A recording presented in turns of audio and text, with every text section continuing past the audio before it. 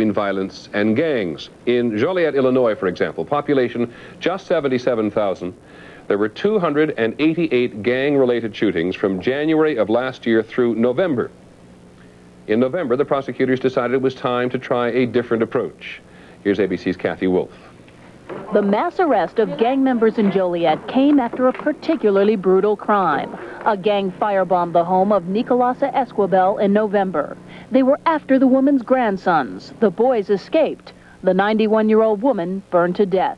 For the people who live here, it's just the nightmare that we were all waiting for, an escalation in the violence. The highly publicized case led authorities to take an unusual step.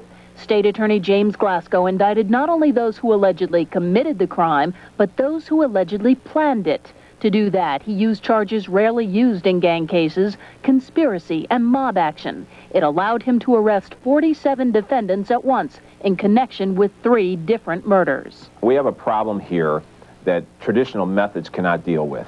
If we sit on our hands and take the cautious course, these people will eat us alive. Before Mrs. Esquibel's death, Joliet police say there had been an average of 26 gang-related shootings a month. In the months since the crackdown, that number dropped to 8. Police on the beat say the new tactic has taken the gangs off guard. It showed them that we had some extra firepower to indict them, to put them in the jail, to hold them at least for a while. Even gang members agree the mass arrests have quieted the streets. It's definitely that. It's got to be that, because there ain't been none since. The conspiracy charges may be hard to prove in court. They depend on the testimony of other gang members who are rarely convincing to juries.